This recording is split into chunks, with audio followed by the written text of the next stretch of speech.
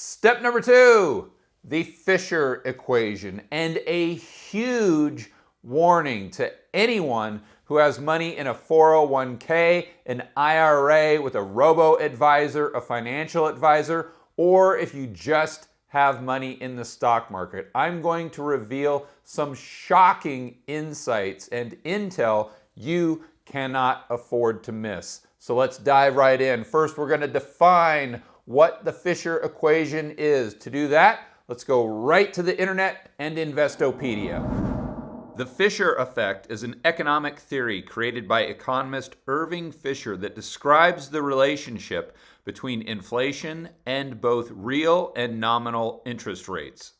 The Fisher effect states the real interest rates equal the nominal interest rates minus the expected inflation rate. Therefore, real interest rates fall as inflation increases unless nominal rates increase at the same rate as inflation.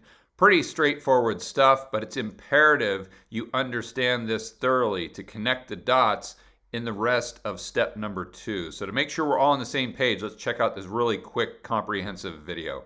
The Fisher effect states that the real interest rate equals the nominal interest rate minus the expected inflation rate. Therefore, real interest rates fall as inflation increases, unless nominal rates increase at the same rate as inflation. It's important that the real interest rate be positive so that a lender or investor knows he's beating inflation. If the real interest rate is less than 0, then the rate being charged on a loan or paid on a savings account is not beating inflation. The lender or saver would be losing money from a purchasing power perspective. For instance, Fred has $1,000 and wants to buy a refrigerator that costs that exact amount, but he doesn't need the refrigerator until next year. So Fred places the $1,000 in his bank in a 1-year certificate of deposit paying 5% interest. This 5% is the nominal rate. If inflation is 6%, then using Fisher's formula, the real rate of interest on the CD is negative 1%. At the end of the CD's term, Fred receives $1,000 plus $50 interest, but because of the 6% inflation, the price of the refrigerator is now $1,060.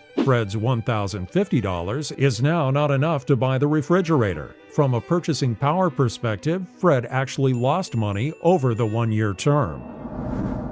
So real rates plus inflation equals nominal interest rates. Another way to look at it that's a little easier, and this is probably how you guys at home view it, nominal interest rates minus the inflation rate equal real interest rates. But I'd like to add another metric into the formula because this isn't necessarily the way that the private sector lends money. They add something called a risk premium, which makes sense. So if a bank's giving a loan for a car or a house or a business, they're going to take into consideration the risk of not only the individual borrower, but the asset they're lending against, but also the economic environment. So the real rates plus the inflation rate plus a risk premium equals nominal interest rates in the real economy. What we see often is when inflation goes down, especially if we get into deflation, the risk premium goes up. This makes a lot of sense. As an example, we have the average Joe right here,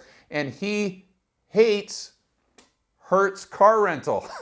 Obviously, he's got a sign that says Hertz sucks, and he thinks they should have gone into Chapter 7 bankruptcy, not just Chapter 11. So he goes to his good buddy, Banker Bob. He's known him since 3rd grade. They played high school football together. He says, "Bob, I want to start my own car rental business to revolutionize the industry." Banker Bob says, well, you can see what he says. We'll keep it kid-friendly right now. Because Bob looks around at the economic environment, he sees deflation, asset prices going down, businesses going bust, and every time he turns on the TV, it's bad economic news. So he says, "Joe, I love you like a brother, buddy, but I can't do the loan right now unless I charge you a huge interest rate to compensate for my additional risk because the economy is so bad right now." That is the risk premium and why it typically goes up if we go into deflation. And let's keep in mind the commercial banking system is usually responsible for creating the majority of M2 money supply. So if there are fewer loans that are being created, the money supply could be contracting or at very least not growing at the same pace. And you may be saying to yourself, yeah, George, I get what you're saying, but if I look at a chart of M2 money supply right now, it's going through the roof, so I shouldn't be worrying about deflation at all. And I understand your argument, but what I would encourage you to do is wait for step number 3. We're going to give you a lot of information that'll really make you think. We need to get to this doom vortex. They're definitely related. And to bridge this gap, let's go right back to a clip from Dr. Lacey Hunt. If the Fed holds the overnight rate and the inflation rate goes negative, at that point in time, the real Treasury rates will start rising. You see, because we'll be stuck there. We'll be hunkered down close to. So if we still go to 2% negative, or the real Treasury rate will start rising. Now, remember that the Fisher equation has a counterpart for the corporate yields and the private yields. And that is the private yields are equal to the real yield plus inflationary expectation plus the risk premium. All right, if we go into deflation, the risk premium is going up. That's what's happened in Japan. That's what happened during the Great Depression. So at the point in time you go into negative inflation rate, the real Treasury rates rise and the private borrowing rates will rise even more, because in a deflationary environment, pricing power will evaporate and the risk premium will rise. Well, if you're working with a general equilibrium model, you're not going to achieve your equilibrium. You'll remain in a perpetual downward spiral. So we've all seen Jerome Powell come out on television and say, I am not going to take rates negative. That's for the BOJ or the ECB, but right here in the good old United States, we're going to have positive interest rates. At the very least, we'll keep them pegged right at 0. But Dr. Lacey Hunt points out the dilemma. It goes right back to the Fisher equation. If you peg this number, nominal interest rates, and real rates plus inflation equal this number, if inflation goes down, real rates have to go up. As an example, if this is 0 and inflation or deflation goes to -3, the real rate of interest has to be a +3. And then we add on the risk premium we discussed earlier. And if we have a negative inflation rate of 3, we have to have a positive real rate of 3, but then a risk premium of 5. That would make interest rates in the real economy at 5% when we have a 3% deflation rate, because the Fed is pegging the nominal rate at 0. And this takes us straight into a doom vortex. And if you're asking yourself if it's stiff drink time right now, it's actually not. You didn't see that one coming, did you? We're going to get to stiff drink time in just a moment after we go over this doom vortex. So the inflation rate goes down into deflation. This makes the risk premium go up. Real rates go up. This creates less lending in the real economy and lower M2 money supply. But let's not forget that M2 money supply plus velocity, how fast the money circulates in the economy, equals nominal GDP. This takes us right back to step number 1, where the Keynesians believe the only way out of this problem, or the best solution, is to grow our way out. Well, how are we going to grow our way out of a debt problem if we have an equation where velocity is decreasing, M2 money supply is potentially decreasing or not growing at the same rate that velocity is decreasing? That means negative nominal GDP. It exacerbates the debt problem we already have. And this makes inflation go down even further, which takes us right back in to the doom vortex and this feedback loop that goes lower and lower and lower. And I'm sure a lot of you are saying to yourself right now, well, George, in that case, Jerome Powell is just going to have to take interest rates negative. There's no other way around it. But there's still a huge, huge problem. This takes us right in to what you should be worried about if you have a 401k, IRA, financial advisor, robo-advisor, or any type of money in stocks or bonds. So to dive into this even further, let's go back to the same podcast, The End Game, but this time episode 3 with Mike Green. Well, if the Fed cuts interest rates anytime asset prices, risk assets take a tumble, what they're actually doing is they're creating conditions for bonds to have a negative correlation with risk assets, right?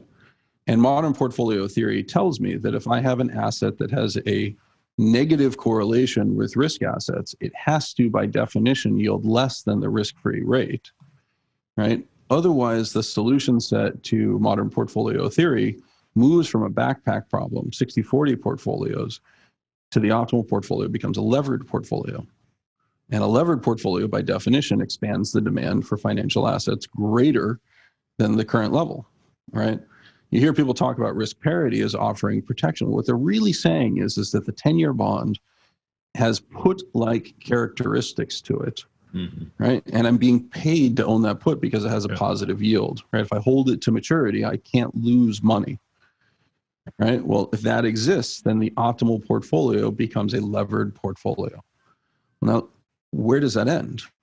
It ends when that asset no longer offers a positive yield, right? So it doesn't matter what's happening to bonds. It doesn't matter what's happening to JGBs. The minute 10-year bonds in the United States offer a negative yield or are at zero, right, then you cease to actually have that positive carry put, and those portfolios have to collapse. Now, I don't know if that's the end game, but I think that's the end game. If Mike Green is correct, the Fed has painted themselves into a corner and there's no way out.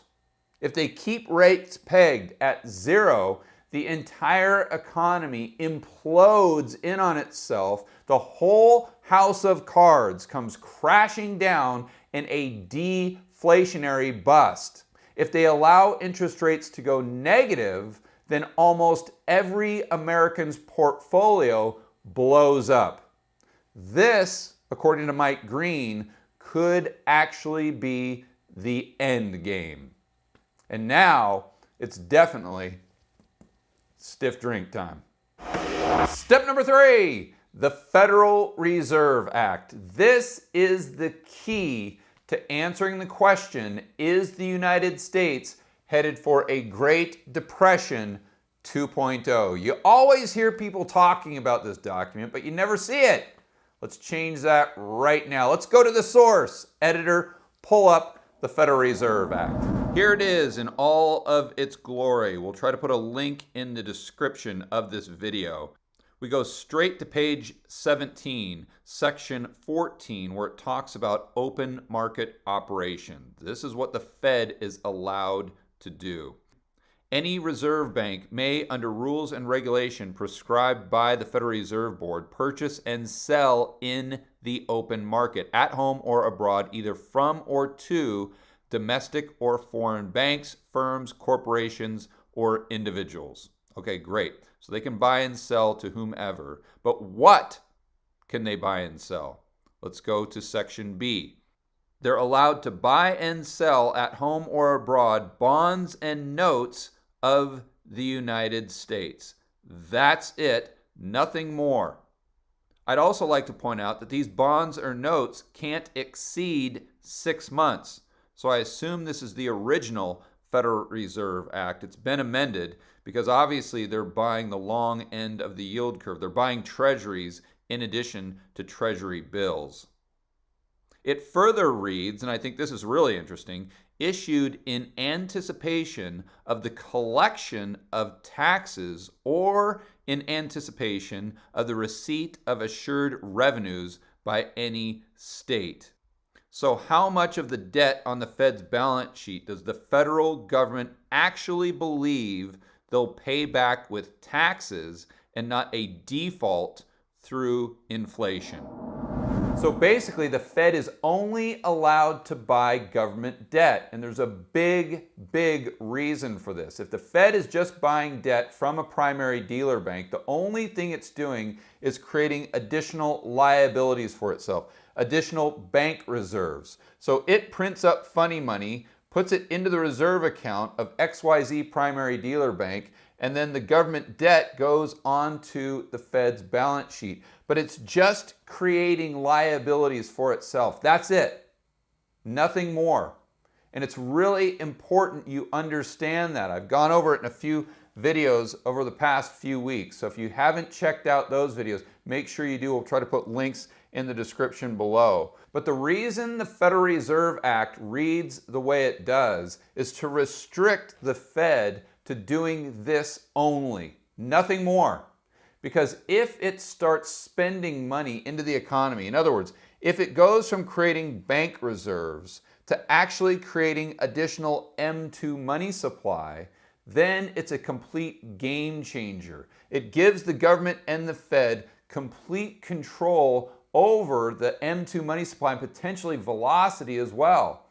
And the people that designed the Federal Reserve Act, whether they had malicious intent or not, they never intended for the Fed to be able to take these bank reserves or liabilities and turn them into legal tender or currency units that were circulating within the real economy. That's the job of the commercial banking system. They use the reserves as a backstop to create additional loans going to people like the average Joe to start businesses, buy cars, buy houses, and this increases M2 money supply. When Joe pays the loan back, it decreases M2 money supply. The government and the Fed should have nothing to do with this process. It should be completely market driven. But Dr. Hunt points out this is the line in the sand between deflation and hyperinflation.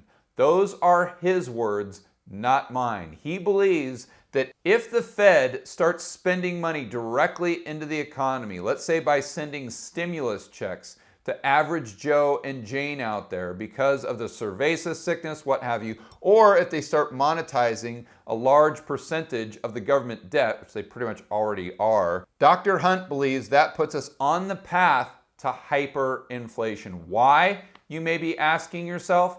Because of something called Gresham's Law.